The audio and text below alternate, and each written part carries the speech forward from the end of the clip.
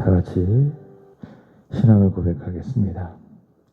전능하사 천지를 만드신 하나님 아버지를 내가 믿사오며 그의 외아들 우리 주 예수 그리스도를 믿사오니 이는 성령으로 잉태하사 동정녀 마리아에게 나시고 본디오 빌라도에게 고난을 받으사 십자가에 못 박혀 죽으시고 장사한 지 사흘 만에 죽은 자 가운데서 다시 살아나시며 하늘에 오르사 전능하신 하나님 우편에 앉아 계시다가 소리로서 산 자와 죽은 자를 심판하러 오시리라.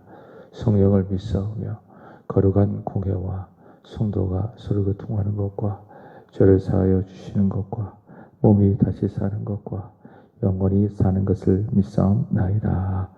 아멘. 149장입니다. 찬송가 149장입니다.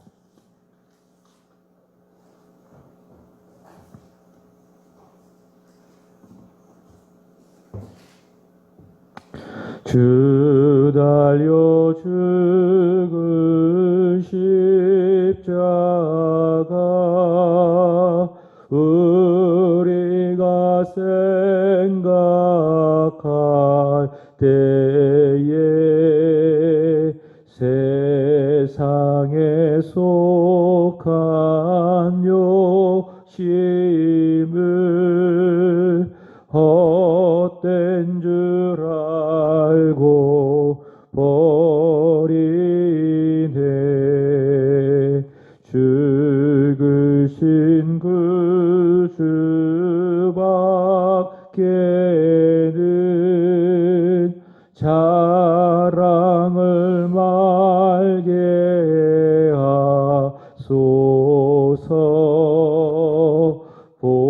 보혈의 공로 힘입어 교만한 마음을 버리네. 못 박힌 손발 보니 큰 자비 나타내셨네.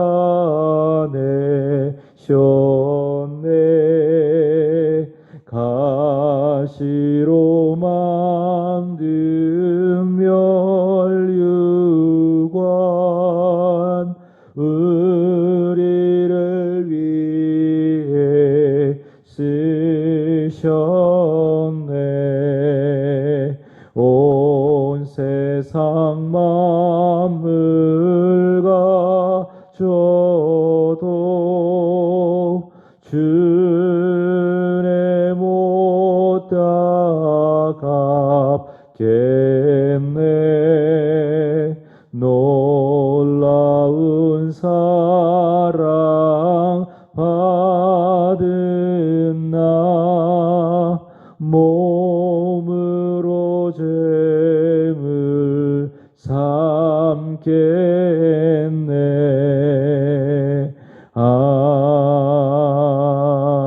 아멘. 마태복음 27장 27절부터 44절까지입니다. 마태복음 27장 27절부터 44절까지입니다.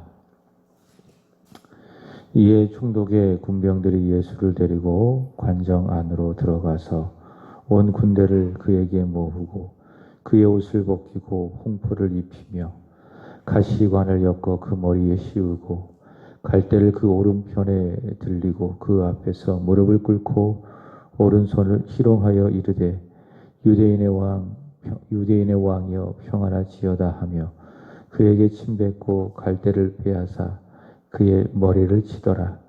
희롱을 다한 후 홍포를 벗기고 도로 그의 옷을 입혀 십자가에 못 박으려고 끌고 나가니라. 나가다가 시몬이란 구레네 사람을 만나매 그에게 예수의 십자가를 억지로 지워 가게 하였더라. 골고다 즉 해골이라고 하는 곳에 이르러 슬개탄 포도주를 예수께 주어 마시게 하려 하였더니 예수께서 맛보시고 마시고자 하지 아니하시더라. 그들이 예수를 십자가에 못 박은 후에 그의 옷을 제비 뽑아 나누고 거기 앉아 지키더라. 그 머리 위에는 이는 유대인의 왕 예수라 쓴 죄패를 붙였더라. 이때에 예수와 함께 강도들이 십자가에 못 박히니 하나는 우편에 하나는 좌편에 있더라. 지나가는 자들은 자기 머리를 흔들며 예수를 모욕하여 이르되 성전을 헐고 사흘에 짓는 자여, 내가 만일 하나님의 아들이여든 자기를 구원하고 십자가에 내려오라 하며, 그와 같이 대제사장들도 서기관들과 장로들과 함께 희롱하여 이르되 그가 남은 구원하였으되 자기는 구원할 수 없도다. 그가 이스라엘의 왕이로다. 지금 십자가에서 내려올지어다. 그리하면 우리가 믿겠노라. 그가 하나님을 신뢰하니 하나님이 원하시면 이제 그를 구원하실지라. 그의 말이 나는 하나님의 아들이라 하였도다 하며, 함께 십자가에 못 박힌 강도들도 이와 같이 욕하더라. 아멘.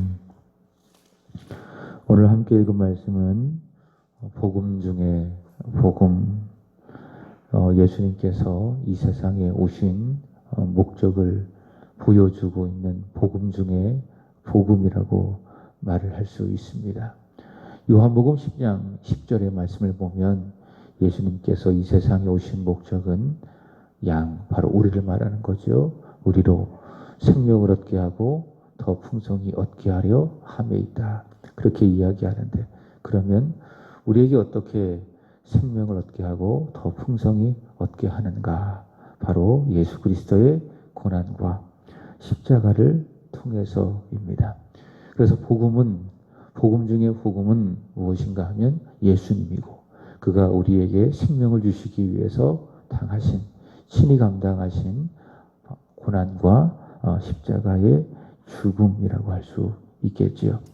그래서 복음을 말한다고 하면서도 그 속에 예수가 없고 또 예수께서 우리를 위해서 당하신 고난과 십자가가 없다면 그것은 복음이 아니고, 또 그것을 복음이라고 말한다면 그 복음은 가짜 복음, 어느 누구도 구원할 수 없는 헛된 복음이라고 할 수 있겠습니다.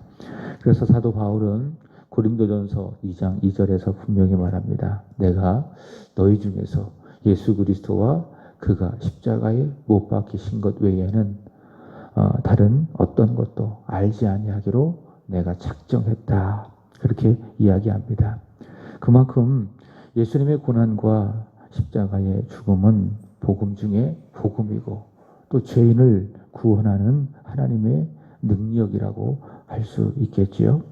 그래서 마태는 이 짧은 시간 안에 이루어진 예수님의 이 고난과 내일 확인하겠지만 십자가에서 당하신 십자가의 죽음을 비교적 많은 양을 할애해서 상세하게 기록을 하고 있습니다. 이것은 다른 복음서도 마찬가지입니다. 누가복음, 그 다음에 마가복음, 또 요한복음 같은 경우에도 그리스도의 고난과 십자가의 많은 내용을 또 상세하게 할애하고 있습니다. 그만큼 이런 내용이 중요하기 때문에 그렇겠지요. 오늘의 본문은 세 가지의 복음을 우리에게 말씀해 주는데, 이 복음이 단지 예수님의 이 고난으로 그치지 않고 이 고난으로 말미암아 우리가 구원을 얻고 생명을 얻었기 때문에 이 복음은 복음이다. 우리에게 은혜가 된다. 우리는 그렇게 이야기할 수 있습니다. 예수 그리스도의 모든 생애, 또 그분의 말씀, 그분이 감당하신 모든 사역은 다 우리를 위한 그런 일들이기 때문에 그것을 복음이라고 이야기하고, 특별히 오늘 말씀이 그렇지요. 오늘의 말씀은 세 가지의 복음. 첫 번째로는 예수께서 채찍질을 당했다. 두 번째로는 예수께서 희롱을 받으셨다. 세 번째로는 예수께서 십자가에 못 박히셨다. 그래서 채찍질, 희롱, 그 다음에 십자가. 이것이 복음이다. 우리를 위한 복음이다. 어제 우리가 확인했던 26절, 빌라도는 무리의 소리에 져서 무리에게 만족을 주기 위해서 예수님이 무지함을 알고 있으면서도 예수님께 사형을 선고했지요. 그래서 말씀을 드렸습니다. 정치인은 사람들의 이 소리, 이 표에 아주 민감한 사람이다. 그래서 표를 얻기 위해서는 이 말했다가 또 저 말했다가, 그게 이제 정치인들이 가지고 있는 한계라고 할 수 있겠지요. 그래서 세상을 변화시키는 것은 정치가 아닙니다. 정치인들이 아닙니다. 세상을 변화시키는 것은 단 하나입니다. 복음입니다. 그래서 얼마나 이 나라, 이 민족에 복음이 선포되느냐, 그것이 이 세상을 변화시키는 힘이 될 수 있더라라고 하는 것이죠. 빌라도는요, 무리의 소리에 져서 어쩔 수 없이 예수님이 무지함을 알면서도 예수님께 사형을 신고하는데, 십자가에 넘겨 죽이기 전에 로마인들은 먼저 채찍질을 합니다. 채찍질을 합니다. 2004년도에 개봉되어진 영화가 있습니다. 패션 오브 크라이스트라고 하는 그 영화인데, 그 영화는 이 멜 깁슨이라고 하는 영화 배우가 만드는 영화입니다. 이 멜 깁슨은요, 이 천주교인입니다. 천주교인들은 부활보다 예수 그리스도의 이 고난에 더 많은 그런 집중을 합니다. 근데 우리 개신교, 기독교는 균형 있게 갑니다. 균형 있게 고난과 십자가, 그 다음에 부활. 근데 천주교는 고난과 십자가의 죽음에 그 모든 신학이 그 중심이 맞추어져 있는데, 이 패션 오브 크라이스트가 바로 그렇습니다. 부활에 대해서도 뒷부분에 잠깐 나오지, 모든 영화의 내용은 예수님께서 당하신 그 고난에 그 집중을 하고 있습니다. 거기에 보시면 예수님께서 아주 가혹하게 이 채찍질을 당하는 그런 장면이 나오지요. 그래서 막 살점이 막 떨어지고 예수님의 몸이 어떻게 되었는지 아주 사실적으로 잘 묘사한 영화가 이 패션 오브 크라이스트인데, 지금까지 그리스도의 고난을 다룬 영화 중에 이 영화를 따라올 수가 없을 정도로 그 영화는 아주 사실적인 그리스도의 고난을 잘 묘사를 하고 있습니다. 예수님께서 맞으셨던 그 채찍은요, 우리가 흔히 생각할 때에 줄 하나가 있고 긴 그런 채찍을 생각할 수가 있을 것인데, 그런 채찍이 아니라 자루 하나에 39개의 가닥이 달려 있습니다. 그리고 그 끝에는 쇳덩어리라고 하든지 이 뼈조각 같은 것이 달려 있습니다. 그래서 사형수를 한번 내리치면 살점이 우두두 떨어지겠죠.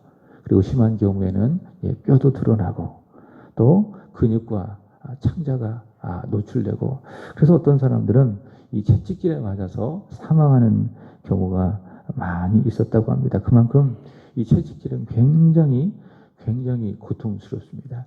실제로 예수님께서 십자가에 못 박힌 시각이 내일도 확인하겠지만 오전 9시입니다. 오전 9시. 그 다음에 운명하신 그 시각이 오후 3시인데, 그러니까 6시간 만에 예수님께서 십자가에서 죽으신 것도 엄청난 채찍질을 당하셨기 때문에, 보통 십자가에 달리면은 길게는 이틀, 짧게는 1시간 후에 사람이 서서히 죽어가거든요. 근데 예수님께서 그렇게 짧은 시간에 죽으신 것은 엄청난 채찍질을 당하셨기 때문에 그렇다라는 겁니다. 오늘 본문에는 26절 보시면 그냥 채찍질을 하고 간단하게 이야기했지만, 그러나 예수님께서는 엄청난 고통을 당하시는 그 채찍질을 받으셨다라는 것을 우리는 알아야 합니다. 예수님께서 맞으신 이 엄청난 이 참혹한 이 채찍질을 약 700여 년 전에 성령의 조명으로, 성령의 감동으로 미리 보았던 선지자가 있습니다. 누구인가 하면 이사야입니다. 이사야. 그래서 이사야를 말하기를 구약의 복음서다. 그만큼 그리스도의 고난을 묘사하고 있고 잘 보여주고 있는 그런 내용인데, 이사야 선지자는 이렇게 이야기합니다. 이사야 53장 5절입니다. 그가 채찍에 맞음으로 우리가 나음을 얻었도다. 그가 채찍에 맞음으로 우리가 나음을 얻었도다. 여러분, 죄라고 하는 건요, 많은 부분에 있어서 불행과 고통을 가지고 오는데, 그 중에 하나가 질병입니다. 모든 질병. 이것은 우리의 육체적인 것만이 아니라 영적인 그런 것이지요. 그래서 죄라고 하는 것은 질병, 고통을 불러오는 것이 죄입니다. 근데 그 모든 이 질병들이 고통들이, 죄가 가지고 온 그 모든 아픔들이 예수님께서 채찍에 맞으심으로 말미암아 다 치유되었다, 다 해결되었다. 이사야 선지자는 그렇게 성령의 감동으로 예언을 한 것이죠. 여러분, 나음, 치유라고 하는 건요, 우리 인간에게 있지 않습니다. 나에게 있지 않습니다. 의사나 또 약이나 어떤 치료 행위, 병원에 있지 않습니다. 이것은 제가 그들의 어떤 의학의 무용성을 말하는 것이 아니라 근본적인 치유를 말하는 겁니다. 근본적. 그래서 사람이 아파서 병원에 가서 치유를 받아도 그것으로 끝나는 것이 아니라 또 다른 질병에도 노출되고 또 가능성이 있고, 뭐 요즘에 이제 코로나가 계속 유행하고 있는데 언제 끝날지 몰라요. 언제 끝날 줄 우리가 모르고 있는데, 누군가 그러더라고요. 이 코로나가 또 변종이 되면 또 다른 또 전염병이 돌아서 많은 사람들이 또 감염될 수 있다. 그러니까 아직도 의학이 정복하지 못한 많은 그 질병들이 있다라고 하는 것이죠. 무엇을 보여주는가 하면 죄라고 하는 문제가 근본적으로 해결되지 않는 한 이 모든 질병에서 우리는 자유할 수 없다라고 하는 것이죠.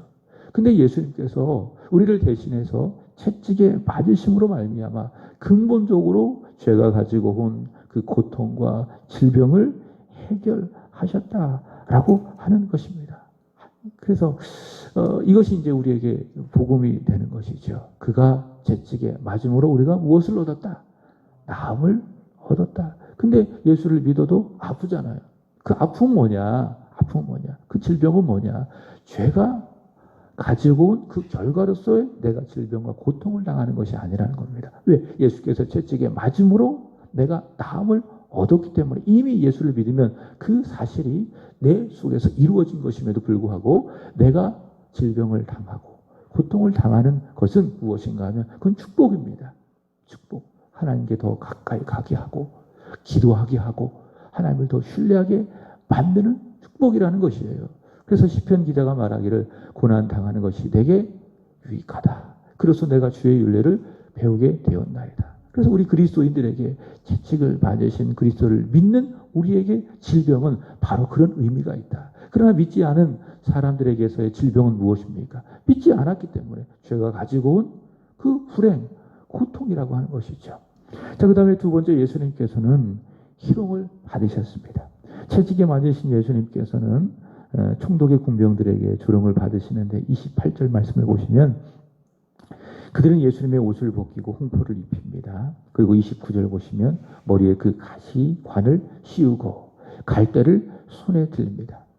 그리고 예수님을 조롱하죠. 이것은 예수님께서 유대인의 왕이었다라고 하는 그 사실을 알고 희롱하는 겁니다. 그러니까 왕의 모습을 갖게 하고 그들이 예수님을 희롱하는 것이죠. 자, 이 모습도 역시 성령의 감동으로 이사야 선지자가 보고 이렇게 예언을 합니다. 이사야 50장 6절의 말씀을 보시면 이렇게 이야기합니다. 나를 때리는 자에게 내 등을 맡기며 나의 수염을 뽑는 자들에게 나의 뺨을 맡기며 모욕과 침뱉음을 당하여도 내 얼굴을 가리지 아니하였도다. 모욕과 침뱉음을 당하였다.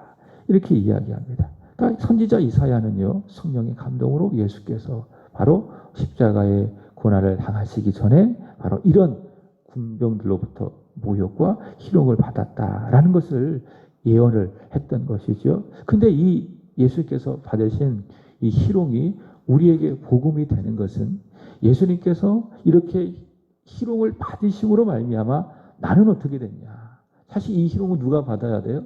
죄인인 내가 받아야 되는 것이죠. 근데 예수께서 받으신 희롱이 나에게 복음이 되는 것은 그가 나를 대신해서 희롱을 받음으로 말미암아 내가 존귀하게 되었다라고 하는 것이죠. 시편 16편 3절에 보면 이 말씀이 참 좋아요. 땅에 있는 성도는 존귀한 자니 나의 모든 즐거움이 저희에게 있도다. 그렇게 이야기합니다.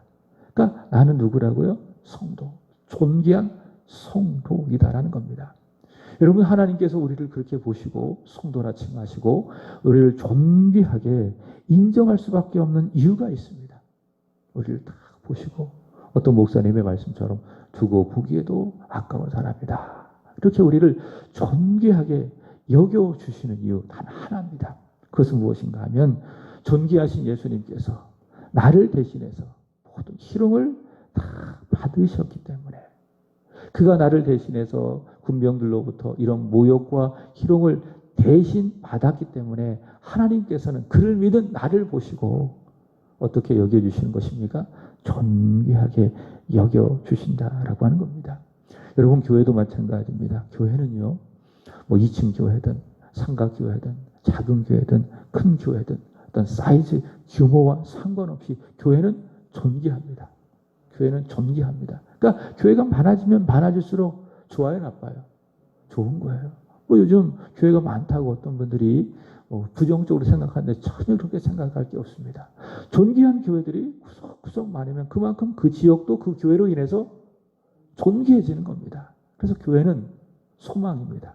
교회는 그 자체만으로도 이 세상에 축복이 될 수 있다. 아니, 축복이다라고 하는 겁니다. 교회는 참으로 존귀하다. 왜냐하면 예수께서 그 교회를 위해서 희롱과 조롱과 모욕을 대신해서 받았기 때문에 그렇다라고 하는 것이죠. 자, 그 다음에 세 번째로 예수님께서는 십자가에 못 박히셨죠. 자, 채찍질 당하시고 희롱을 당하신 예수님, 십자가를 지시고 골고다 언덕까지 올라가셨는데, 이제 예수님께서 재판을 받으시고 채찍질 당하시고 난 다음에 자기 십자가를 지고 골고다 언덕까지 그 올라간 약 800m 정도의 그 거리를 비아 돌로로사, 그렇게 이야기를 합니다. 지금도 예루살렘에 가보면 바로 그 비아 돌로로사라고 하는 그 거리가 있는데 다 지점이 하나씩 있습니다. 그러니까 예전에는 그렇게 성지순례객들이 많지 않아서 그 지점 하나하나를 확인을 하면서 또 그걸 묵상을 해보고 그렇게 했다고 하는데, 요즘 가면 굉장히 사람이 많대요. 작년에 그 영광교회에서 그 목사님하고 또 여러 분들이 교회 설립 30주년을 기념해서 성지순례를 다녀왔는데, 그 갔다 오신 분의 말이 사람이 너무 많더라는 거예요. 필리핀 사람도 많고 중국 사람도 많고 그래가지고 제대로 볼 수 없었다라고 했던 것이죠. 굉장히 지금도 사람이 많다고 이야기합니다. 그래서 한번 기회가 된다면 한번 가서 한번 깊이 한번 생각해보고 그럴 수 있는 기회가 있었으면 좋겠다. 거기 보시면 비아 돌로로사에 가보면 예수님께서 십자가를 지시고 그 골고다 언덕으로 올라가실 때에 쓰러졌던 장소가 있대요. 가보진 않았지만 세 군데 그 지점을 정했다고 이야기합니다. 그만큼 예수님께서 이 무거운 약 한 80kg 정도 가량 되어지는 그 십자가가 이렇게 이런 십자가가 아니에요. 그러니까 나무 하나입니다. 그 하나를 딱 들고 십자가를 지시고 골고다 언덕까지 올라가셨는데, 채찍질에 맞으셨기 때문에 굉장히 힘드셨던 모양이에요. 어려우셨던. 그리고 예수님의 이 체형 자체가 아주 보잘것없습니다. 그러니까 요한복음 5장의 말씀을 보시면 그 유대인들이 네가 나이가 50이 안 되었는데 어찌 아브라함보다 먼저 낫다고 이야기하느냐, 그렇게 이야기하지 않습니까? 예수님의 어떤 모습이 동안은 아니었다는 거죠. 예수님의 나이가 한 30대 정도였는데 사람들이 볼 때에, 유대인들이 볼 때에 한 20살 정도는 더해질 정도 예수님의 모습이 아주 나이가 많이 들어오고, 그만큼 이제 예수님의 그 삶이 어려웠고 곤궁했고 또 고생을 많이 하셨다라고 하는 겁니다.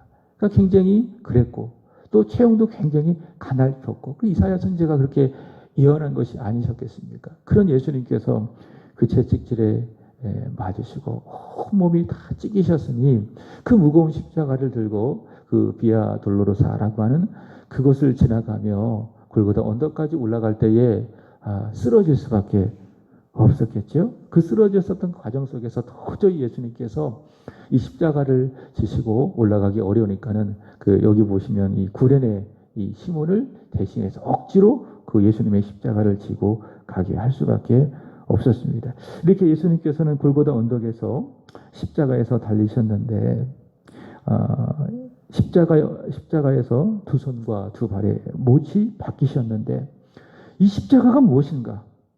십자가는 무엇을 보여주는가? 오늘 본문의 말씀을 묵상하면서 저는 이렇게 답을 내렸습니다. 십자가는 주는 것이다. 십자가는 주는 것이다. 오늘 본문 35절 말씀을 보시면 로마 군병들은 예수를 십자가에 못 박았습니다. 그 십자가에 못 박았는데 그 못이 약 18cm 정도 된다고 이야기하죠. 그 큰 못을 예수님의 두 손과 두 발에 박았을 때에 거기로부터 뜨거운 피가 흘렀겠죠. 뜨거운 피가 흘렀겠죠. 막 솟구치든 어쨌든 흘러내렸겠죠. 그 피는 어떤 피인가 하면 의로운 피, 보배로운 피. 그래서 뭐라고 이야기하죠? 보혈입니다. 보혈. 그래서 오늘 하루도 예수님께서 십자가에서 달리실 때에 그 박히셨던 두 발과 두 손에서 흘러나왔던 그 피를 깊이 묵상하시기 바랍니다. 그 십자가의 피는 레위기 17장 11절의 말씀을 보시면 생명이라고 이야기합니다. 피는 무엇이다? 생명. 그래서 예수께서 십자가에서 보혈을 흘리심으로 말미암아 우리에게 무엇을 주셨습니까? 생명을 주신 거예요. 그 십자가에서 예수께서 두 손과 두 발에서 흘린 그 피는 무엇이다? 나를 살리시기 위한 생명이다. 생명을 주시는 것이다. 그래서 십자가는 뭐냐? 십자가는 주는 것이다. 다시 35절의 말씀을 보시면 그들이 또 그 이후에 제비를 뽑습니다. 제비를 뽑고 옷을 나눕니다. 여러분, 옷이라는 것은 무엇인가 하면 그 사람의 신분을 상징하는 것이죠. 그래서 사무엘상 18장의 말씀을 보시면 요나단이 다윗을 사랑해서 준 것 중에 하나가 무엇인가 하면 옷입니다. 이것은 무엇인가 하면 단지 내가 가진 옷을 준다 그런 의미가 아니라 나는 너에게 내 자신을 준다. 그것이 무엇이에요? 요나단이 다윗에게 사랑의 증거로 주었던 옷이라는 겁니다. 물론 여기 보시면 로마 군병들이 제비를 뽑아서 예수님의 옷을 취했지만 예수님께서 주신 거예요. 이것은 무엇입니까? 그들에게 예수님께서 자신을 주었다. 그것을 의미하는 것입니다. 구약의 성취이지만 예수님께서 그들에게 자신을 주었다. 그래서 십자가는 뭐냐? 우리에게 주시는 거예요. 하나님의 사랑, 그리스도의 사랑. 사랑을 주는 것이 무엇이다? 그것이 바로 십자가다. 자신을 주시고 십자가에서 생명을 주시고. 그래서 십자가는요, 이론이 아닙니다. 윤리도 아니고 철학도 아니고 이념도 아니고 십자가는 무엇인가? 사랑이다. 아낌없이 자신의 생명을 다 주신 사랑, 그것이 바로 십자가이다. 그래서 십자가는 구원을 주시는 하나님의 능력인 것이죠. 여러분, 세상이 이 정치로 바뀝니까? 사상 철학으로 바뀝니까? 절대로 바뀌지 않아요. 세상을 바꿀 수 있는 것은 말씀드렸지만 복음이고, 그 복음은 무엇인가 하면 사랑. 십자가에서 피를 주시고 생명을 주시고 자신을 주신 그 사랑만이 세상을 바꾸는 유일한 힘이다. 초기 우리나라의 선교사님들이 들어와서 학교도 짓고 또 병원도 짓고 많은 선교 활동을 하지 않으셨습니까? 다 뭐 사랑이에요. 사랑. 우리나라를 향한 그 사랑이 이 땅에 교회를 세웠고 지금 이 나라의 이 모습을 갖게 했다. 우리의 삶도 잘 살펴보십시오. 지금까지 지내온 거 다 무엇입니까? 사랑이에요. 사랑. 하나님의 사랑으로 지금까지 살아왔고 오늘도 살아갈 것이고 앞으로도 우리는 계속 살아갈 거예요. 그 사랑이 뭐냐? 십자가라는 거예요. 아낌없이 주는 그 사랑. 이런 예수님께서 당하신 채찍질 희롱, 십자가의 희생 앞에 오늘 본문의 말씀을 보시면 두 부류의 사람들을 우리에게 보여주고 있습니다. 두 부류의 사람. 이 세상의 모든 사람들이 다 그렇죠? 믿는 사람, 안 믿는 사람. 예수를 믿는 사람, 믿지 않는 사람. 십자가의 주님을 바라보며 그 십자가의 주님을 믿는 사람, 믿지 않는 사람. 어떤 사람은 안 믿습니다. 39절 이하의 말씀을 보시면 머리를 흔들면서 모두 예수님을 모욕하죠. 네가 하나님의 아들이라며, 네가 하나님이라며 그렇다면 십자가에서 내려오라. 너를 구원하라. 그렇게 예수님을 모욕합니다. 조롱하고. 44절 말씀을 보시면 예수님 좌우편에 함께 달렸던 두 강도들도 역시 예수님과 함께 십자가에 달려 있으면서도 예수님을 뭐 했습니까? 욕했습니다. 예수님을 욕했습니다. 십자가에 예수님을 보고도 안 믿는 사람의 특징을 보여주죠. 보면서 조롱하고 좌우편에 자기 죄로 인하여 십자가에 달려 있으면서도 예수님을 향하여 조롱하고 모욕하고 무엇을 보여줍니까? 죄를 보여주는 거예요. 죄는 뭐냐? 십자가의 주님을 보고도 안 믿는 게 죄예요. 내가 과거에 어떤 죄를 지었느냐. 그것도 큰 죄이지만 더 큰 죄는 무엇인가. 십자가의 주님을 보고도 안 믿는 것. 그 가룟 유다의 죄가 뭐라고 이야기했죠? 스스로 뉘었죠. 후회는 했지만은 끝내 돌이키지 않는 그 죄가 가장 큰 죄이다라고 하는 것이에요. 지금도 마찬가지지요. 2000년 전 어떻게 십자가에서 억울하게 죽은 그 예수가 우리 죄를 구원하고 그를 믿으면 죄사함 받을 수 있겠는가. 이렇게 생각하면서 구원이라고 하는 것은 십자가의 예수님을 믿어서 받는 것이 아니라 내 힘으로 받는 거야. 내 노력으로, 내 행위로 받는 거야. 이렇게 이야기하면서 십자가를 인정하지 않는 것, 그것이 무엇입니까? 믿지 않는 것이고 가장 큰 죄악이다. 십자가의 주님 앞에서 안 믿는 사람의 모습을 잘 보여주고 있죠. 그러나 다른 한 사람, 어떤 사람입니까? 십자가의 예수님을 믿는 사람이 있다라고 하는 것입니다. 14절 다시 보시면 두 강도 모두가 다 어떻게 했다? 예수님을 모욕했다 그렇게 이야기하고 있죠. 근데요. 같은 내용을 기록하고 있는 누가복음 23장 39절 이하의 말씀을 보면 처음에는요.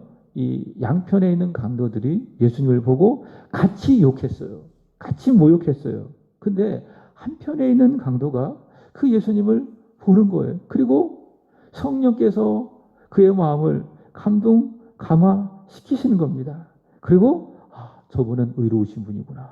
우리는 우리 죄 때문에, 나는 내 죄 때문에 이 십자가에 달려 죽지만 저분은 의로운 분으로서 죽음을 당하는 것이로구나 라는 이 사실을 그는 성령의 감동으로 깨닫습니다. 그리고 예수님을 향하여 말하기를 누가복음 23장 42절의 말씀을 보시면 이렇게 이야기합니다. 예수여 당신의 나라가 임할 때에 나를 기억하옵소서.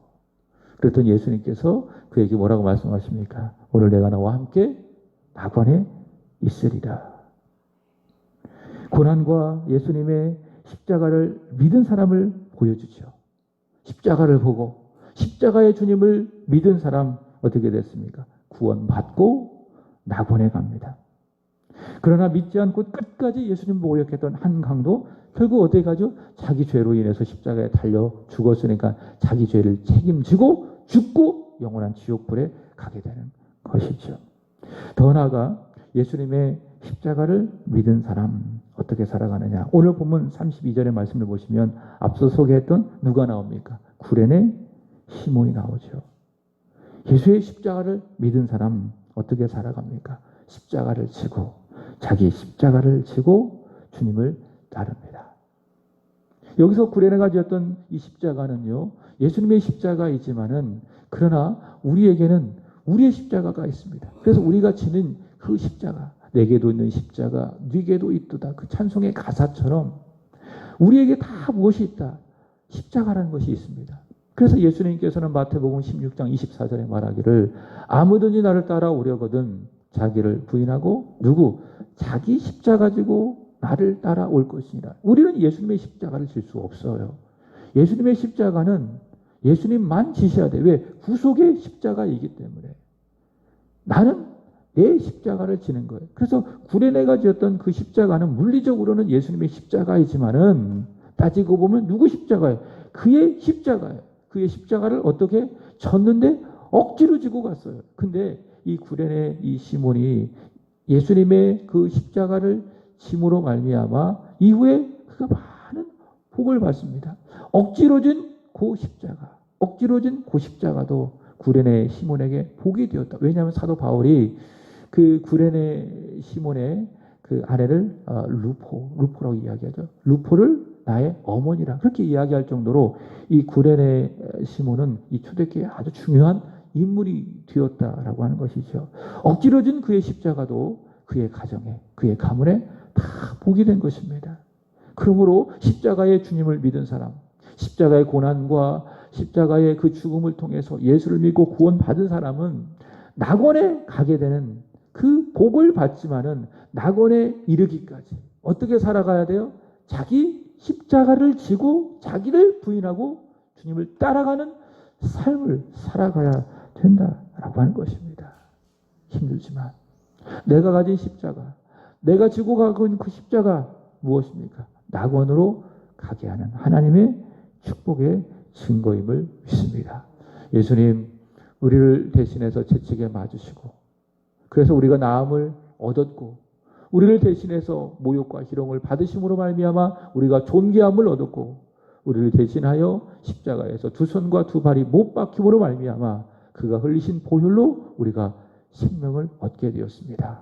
이 사실을 믿으면 예수님께서 한편 강도에게 말씀한 것처럼 낙원에 들어갑니다. 그 낙원에 들어가기까지 우리의 십자가 억지로 시몬처럼 감당하지 않고 기쁨과 감사로 잘 감당하고 지고 주님을 따라가는, 결국 낙원에 들어가 주님 앞에 칭찬받는, 면류관을 쓰는 저와 여러분이 되기를 주님의 이름으로 축복합니다. 기도하시겠습니다. 사랑의 주님, 십자가의 고난과 고통을 당하신 우리 주님을 생각합니다. 그 주님을 찬양합니다. 내가 받아야 할 채찍, 내가 당해야 될 조롱, 내가 지고 내가 박혀야 할 그 십자가, 존귀하신 예수님, 의로우신 예수님이 대신 받으심으로 말미암아 우리가 나음을 얻었고, 우리가 존귀한 자가 되었고, 우리가 생명을 얻었습니다. 이 얼마나 큰 은혜입니까? 오늘 이 새벽에, 아니 오늘 하루, 우리 남은 일생 다시 한번 우리 주님의 십자가의 복음 앞에 나아가게 하여 주옵소서. 십자가의 피 묻은 복음이 오늘 이 새벽 우리의 영혼에 깊이 새겨지게 하여 주시고, 이제는 나의 십자가 지고 주님을 신실하게 따라가는 믿음의 사람, 십자가의 용사들이 되게 하여 주옵소서. 최후 승리를 얻기까지, 낙원에 이르기까지 하나님 감사와 기쁨과 감격으로 우리 주님처럼 나의 십자가 지고 신실하게 따라가는 십자가의 용사들, 십자가의 사람들, 더 나아가 그 십자가를 전하는 십자가의 전달자들이 되게 하여 주시옵소서. 하나님, 오늘은 이 구역을 위하여 기도드립니다. 우리 이 구역의 지체들, 우리 구역장 되시는 강미선 집사님, 또 인도자 되어주시는 우시숙 집사님, 성령 충만하게 하여 주시옵소서. 박정수 강미선 집사님, 예찬, 예성, 우시숙 집사님, 지수, 최석진, 정순영 성도님, 효진, 병우, 윤관준 성도님, 한 분 한 분 주님 기억하여 주시고, 땅에 있는 성도는 존귀한 자라 주님 말씀해 주셨사오니 주님 앞에 영원토록 존귀한 믿음의 사람이 다 되게 하여 주옵소서. 특별히 호주에서 열심히 살아가고 있는 우리 최효진 자매를 축복하여 주시고, 낮에 해도 밤에 달도 해하지 아니하도록 하나님께서 사랑하는 딸을 지켜주시기를 원합니다. 교회에 등록했지만 몸도 아프고 여러 가지 상황과 형편에 따라서 함께 예배하지 못하는 윤관준 성도님도 기억하여 주시고, 새하의 한 지체임을 잊지 아니하도록 오늘 하루도 성령으로 감동시켜 주시기를 원하며, 하나님의 때에 다시 한번 주 앞에 나와 예배할 수 있도록 복 위에 복을 더하여 주옵소서. 하나님, 믿음의 아들 지수, 오늘도 주님 앞에 드려지는 귀한 1,000번제가 있습니다. 사랑하는 아들 주님 손 꼭 붙잡고 가시기를 원합니다. 주께서 항상 동행하여 주시기를 원합니다. 믿음 주셔서 먼저 기도하며 모든 공부를 시작하게 하여 주시고, 하나님 아버지 잘 준비하여서 하나님께서 이루어 가시는 형통의 복을 누리게 하여 주시옵소서. 주와 동행하는 축복의 삶을 살아가는 믿음의 아들 우리 지수가 되게 하여 주옵소서. 오늘 이 새벽에 와서 하나님 앞에 기도하는 한 분 한 분 머리 위에 오늘 하루도 부어주시는 성령의 충만하심이 있게 하여 주시고, 보혜사 성령님을 힘입어 주와 동행하는 멋진 하루, 복된 하루, 오늘 하루도 복음을 위해서 살아가는 귀한 하루가 되게 하여 주옵소서. 특별히 우리 박민희 권사님 오늘 함께 예배드리게 하여 주셔서 감사합니다. 권사님의 귀한 기도, 섬김을 통하여서 섬기시는 교회가 날로 부흥되게 하여 주시고, 또 새롭게 기도하고 시작하는 모든 일들 가운데에 여호와 하나님의 일의 은혜가, 또 축복이 형통이 넘치도록 풍성하게 있게 하여 주시옵소서. 감사하며 구주 예수 그리스도의 이름으로 기도하옵나이다. 아멘. 하늘에 계신 우리 아버지여, 이름이 거룩히 여김을 받으시오며 나라에 임하옵시며 뜻이 하늘에서 이루어진 것 같이 땅에서도 이루어지리라. 오늘날 우리에게 일용할 양식을 주옵시고, 우리가 우리에게 죄진 자를 사하여 준 것 같이 우리의 죄를 사하여 주옵시고, 우리를 시험에 들게 하지 마옵시고 다만 악에서 구하옵소서. 대개 나라와 권세와 영광이 아버지께 영원히 싸움나이다. 아멘. 우리 같이 함께 통성으로 기도하시겠습니다.